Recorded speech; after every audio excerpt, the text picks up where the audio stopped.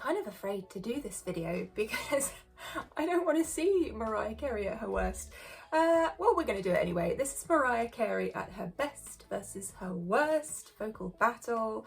I am excited to see this because I want to see the comparisons, but at the same time, I like to keep things positive and light, so let's just try and do that anyway. This is just going to be a kind of side-by-side thing of, hey, you know what, we don't always have our best days every day, so, you know, that's life, and the voice we carry with us all the time. If you're tired or stressed or something else is going on physically, then it has a direct impact on your vocal. There's nothing really that you can do about that except kind of mitigate the circumstances, but, you know, there's going to be some good days, there's going to be some bad days. I think we should just watch this and see exactly what is going on.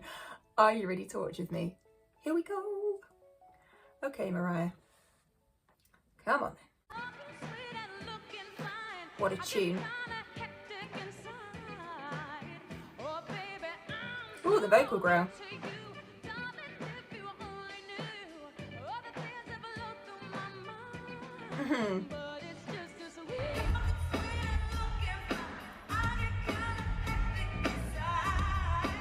Okay.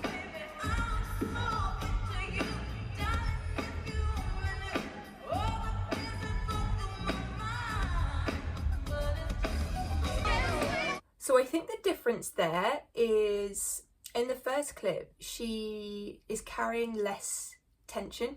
That's my instant reaction. The second clip, it feels like she's carrying a lot of tension in her shoulders and just in general. And as I said before, this has a direct impact on the vocals. So whereas in the first clip, she's able to kind of access all these different parts of her voice with ease, in the second clip, it's like the aspirate tone goes out the window. It's just this one tone kind of thing. And she's carrying on through the song with that one tone because that's what she can handle at that moment in time. Versus in the first clip, she can access every part of her vocal. Ooh, the clarity there.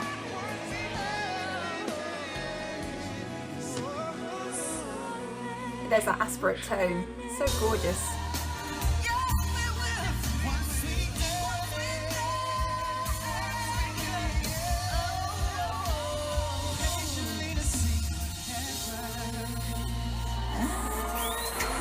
Yeah, it's the same thing. I can see in her shoulders that there's this tension being carried. So I suspect exactly the same thing has happened there. It's probably frustrating for her as well. Like, as a vocalist, if you're on stage and you know that you're not going to give exactly what you want to because of various reasons, it's frustrating because you know what you're capable of and you want to deliver that. Oh, I love the backing vocals as well, the arrangement.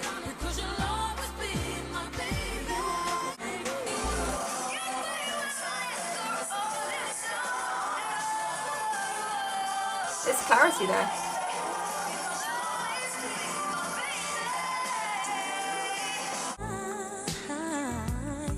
It's her ability to flip between the head and chest voice so quickly.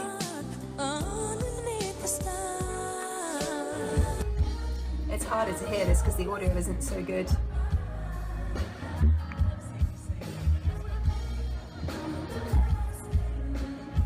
Maybe because sometimes vocalists will change the keys of things. They'll bring the keys down, especially when they've been singing for quite a long time, because your voice changes over time. It actually drops. So potentially that's what's happening there. Also, if you're touring, versus maybe just doing a TV performance, then you have to preserve your vocal in a certain way. So sometimes lowering the keys can help you sing a bit more comfortably and consistently within a vocally difficult setting. You know, a tour is demanding versus doing one TV performance, which you can kind of give a little bit more because actually you don't need to save your voice for 20-30 songs later on that day, and then tomorrow, and the next day, and the next day.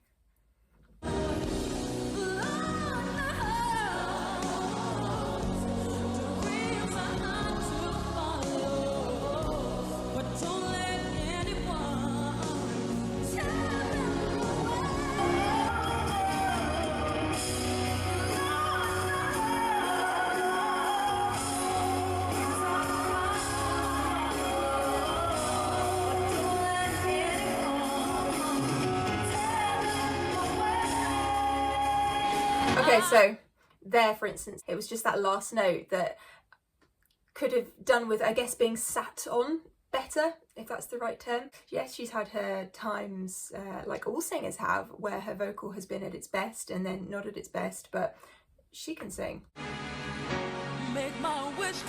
Is that cry at the beginning? Okay, so changing up the melody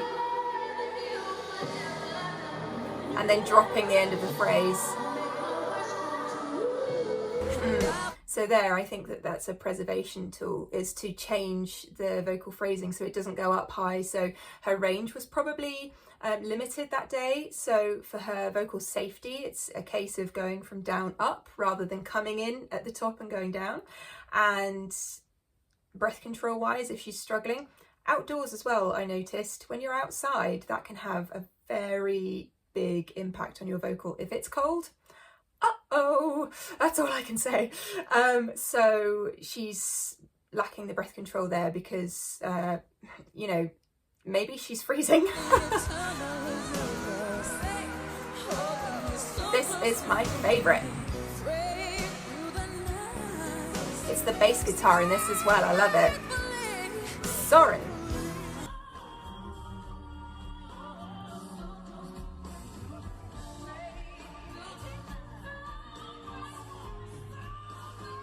Oh, vocal growl, nice. Woo, that was good.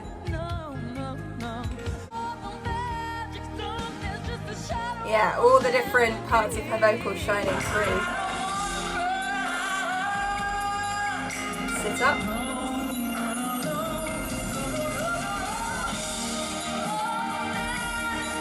Oh, she's got it there. It's the mix of nasal twang. It's a party and a song.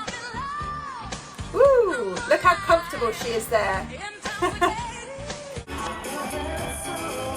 Now she's crouching down there. Okay.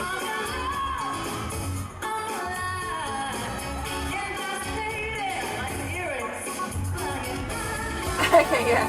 So to me, that was more of a kind of, I don't know, throwaway approach rather than she couldn't sing that day. It was more like, I'm in love, like, whatever. Fair enough. So interesting, actually. I was expecting there to be some terrible vocals or something, but there weren't at all. As I say, I feel like it's just understanding what goes into the control of a voice, and it is everything from stress to temperature to tiredness. There's just so much that goes into it, and also, as I said, your voice changes as you move through life. As you have your anniversaries. So I'm sure that that's a struggle for everyone, getting to know your voice constantly as you move through life, you know, not just knowing, oh, this is how I sing. No, this year I sing like this. Okay, cool, fine, it's changed again. So it's a constant thing. It's a constant evolving, moving thing. And that's why you always have to be training, essentially. So let me know what you thought of that, and if you agreed with my, I don't know, my suspicions or my observations of those particular clips in the comments box down below. And I have my very own brand new single out, by the way, called Who Is She? I'd love for you to go and check out the music video for that. I will leave a link for that in the description box down below, alongside links to my Wisio page where I can help you out with your singing and answer any questions you might have for me, a Patreon where I offer lots of exclusive content every month, and numerous other things, all in the description box down below. And I will see you again very soon for another video. Love you, bye.